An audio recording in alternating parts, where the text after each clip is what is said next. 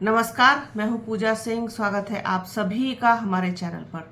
दोस्तों, 2024 के लोकसभा चुनाव के नतीजों के बाद सबसे ज़्यादा चर्चा अगर किसी चीज़ की हो रही है, किसी पार्टी की हो रही है, या कहना चाहिए किसी व्यक्ति की हो रही है, तो वो है बहुजन समाज पार्टी और बसपा सुप्रीमो मायावती। जी हाँ, बसपा सुप्रीमो मायावती और बहुजन समाज पार्टी की चर्चा इसलिए हो रही है कि जिस तरीके से 2022 के उत्तर प्रदेश विधानसभा चुनाव में बसपा को मात्र 1 सीट मिली थी, वो भी कैंडिडेट के अपने दम पर, और 2024 के लोकसभा चुनाव में बसपा अकेले लड़ी, जिसका परिणाम ये हुआ कि बसपा अपना खाता तक नहीं खोल सकी, ना तो उत्तर प्रदेश में ना ही देश के किसी और हिस्से में। एक भी सीट बसपा को नहीं मिली। आप ये देखिए कि ये जो विषय है बहुत चिंतनीय विषय है और बहुत गंभीर विषय है। अब दलित राजनीति पर प्रश्न चिन्ह लगने लगा है, सवाल खड़े होने लगे हैं कि आखिरकार बसपा का परफॉर्मेंस अगर इसी तरीके से गिरता रहा तो आगे चल करके बसपा की कमान कौन संभालेगा, बसपा किसके हाथों में सुरक्षित रहेगी। बसपा की भी बात अगर ना करें तो दलित राजनीति की बात करें तो दलित राजनीति का क्या भविष्य होगा, कौन वो व्यक्ति होगा, कौन से वो कंधे होंगे जिनके ऊपर दलित राजनीति का, बहुजन राजनीति का भार हम डाल सकेंगे और वो कंधे उस भार को बखूबी उठा सकेंगे, अपना दायित्व निभा सकेंगे, अपनी जिम्मेदारी का निर्वहन कर सकेंगे। ऐसे बहुत सारे सवाल हैं। अब इस बीच में ऐसा कुछ हुआ है जिसने इस ओर सोचने के लिए भी मजबूर कर दिया है, क्योंकि इसकी चर्चा इससे पहले भी होती रही है, बहुत समय पहले से ही। जब लोकसभा चुनाव शुरू भी नहीं हुए थे उससे पहले से ही कई बार इस व्यक्ति का नाम चर्चा में आया और उनके बयान और उनके ऊपर की गई टिप्पणियां भी काफी चर्चा में रही।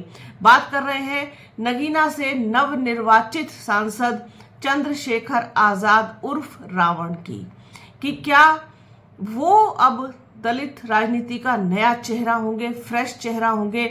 क्या वो इस भार को, इस जिम्मेदारी को उठाने के लिए तैयार है, या फिर अभी उनको थोड़ा समय लगेगा, या फिर उनकी राह अलग होगी। क्या कुछ होगा ये तो भविष्य के गर्त में छुपा हुआ है, लेकिन एक उम्मीद की जाने लगी है चंद्रशेखर से कि वो शायद दलितों की राजनीति का, बहुजन राजनीति का नया चेहरा होंगे, क्योंकि उन्होंने जिस तरीके से मीडिया से बात करते हुए इस चीज को स्वीकार किया है, इस चीज का खुलासा किया है। उनका साफ तौर पर कहना है कि वो बसपा सुप्रीमो मायावती का बहुत सम्मान करते हैं और उनकी बहुत इज्जत करते हैं और ईश्वर उन्हें दीर्घायु दे, इस तरीके की बातें कही है। साथ ही साथ ये भी कहा है कि हम बसपा सुप्रीमो मायावती के सपने को साकार करेंगे, हम उनको पूरा करेंगे जो उनका सपना अधूरा रह गया है। सपना अधूरा रहने से मतलब ये है कि कोई भी दलित जो बसपा से हो वो चुन करके, या फिर कहना चाहिए कि कोई भी बसपा का सांसद, सिर्फ दलित ही नहीं, कोई भी बसपा की तरफ से प्रतिनिधि चुनकर संसद नहीं पहुंच पाया है। ऐसे में जब हमको जनता ने जिताया है, जनादेश दिया है, जनता का मैं बहुत शुक्रगुजार हूं, इस तरीके से उन्होंने कहा है, तो मेरी जिम्मेदारी बनती है कि मैं वहां संसद में पहुंच करके पूरे बहुजनों का मैं प्रतिनिधित्व करूं और उनकी आवाज बन करके सरकार से वो सारी चीजें तब तक कहता रहूं, वो सारी मांगे तब तक उठाता रहूं जब तक कि सरकार उनकी ओर ध्यान दे करके उन पर कार्रवाई करके उनको पूरा न कर दे। इस तरीके की बातें कही। तो इसके बाद से ये मतलब कवायद शुरू हो गई है, या फिर ये कह सकते हैं कि इस तरीके के अंदाजे लगाए जाने लगे हैं कि क्या चंद्रशेखर आजाद जो है वो बसपा सुप्रीमो मायावती के उत्तराधिकारी होंगे, क्या बसपा की कमान आगे चल के वो संभालेंगे, या अलग से कुछ अपना जिस तरीके से वो कर रहे हैं। आजाद समाज पार्टी है उनके पास, भीम आर्मी है उनके पास,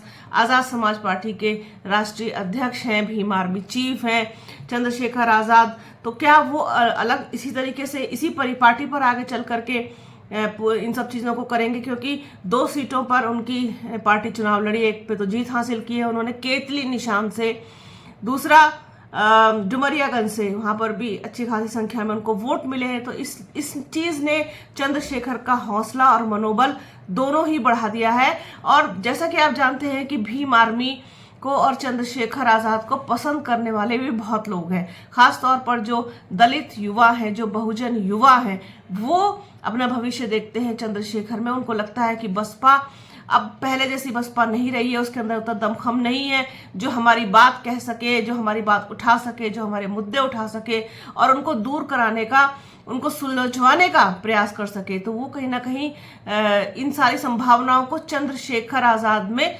तलाशते हैं, टटोलते हैं। इसी चीज को शायद मद्देनजर रखते हुए चंद्रशेखर ने ये बात कही है कि जनता ने हमको ताकत दी है, जनता ने हमको साथ दिया है। ना सिर्फ दलितों ने बल्कि आपके अल्पसंख्यकों ने और साथ ही साथ जो पिछड़ा वर्ग है उन्होंने भी हमारी पार्टी को वोट दिया और साथ ही साथ हमको पैसा भी दिया चुनाव लड़ने के लिए, क्योंकि पैसा बहुत खर्च होता है। ये सारी बातें उन्होंने मीडिया से बात करते हुए कही हैं और ये मैसेज देने की कोशिश की है कि अगर कोई और विकल्प बहुजन समाज पार्टी को नजर नहीं आता तो मैं तैयार हूं, ये कहने के लिए शायद, क्योंकि इस तरीके के इंडिकेशंस वो पहले भी कई बार दे चुके हैं, देते रहते हैं समय समय पर। उनकी बड़ी इच्छा है, बड़ी मंशा है, मुझे ऐसा लगता है, ऐसा मुझे लगता है। बाकी सच्चाई तो खैर उनको ही पता होगी कि वो बसपा सुप्रीमो मायावती के नजदीक हों, बसपा के साथ हों, बसपा सुप्रीमो मायावती का आशीर्वाद उनको मिले, इस तरीके के वो कई बार इंडिकेशन दे चुके हैं। हालांकि बसपा की तरफ से, बसपा सुप्रीमो मायावती की तरफ से, आकाश आनंद की तरफ से हमेशा उनको रिजेक्शन मिला है और कहीं ना कहीं इस चीज का भी दर्द और पीड़ा, टीस उनके दिल में कहीं ना कहीं तो छुपी हुई है, जिसे कोई हल्का सा भी अगर छेड़ता है तो वो कुर्द जाती है और उसमें से खून रिसने लगता है, ऐसा मुझे लगता है। उनकी टीस बाहर आ जाती है। तो चंद्रशेखर आजाद क्या विकल्प हो सकते हैं? क्या वो आगे चल करके दलित राजनीति का, बहुजन राजनीति का चेहरा हो सकते हैं? क्या उनके ऊपर जिम्मेदारी आ सकती है? ऐसे तमाम प्रश्न हैं। लोग उनमें अब संभावनाएं और भविष्य भी तलाशने लगे हैं, ये भी सच है। एक पहलू का सच तो ये है, दूसरे पहलू का सच भी जैसे ही सामने आएगा वो भी आपके साथ शेयर करेंगे। तो बने रहिए हमारे चैनल के साथ। हमारे चैनल को लाइक कीजिए, शेयर कीजिए, सब्सक्राइब कीजिए, बेल आइकन जरूर दबाइएगा। अपना और अपनों का बहुत ख्याल रखिए। जल्द मिलूंगी आपसे एक नए वीडियो में, एक नए मुद्दे के साथ, एक नई चर्चा में। तब तक के लिए जय हिंद।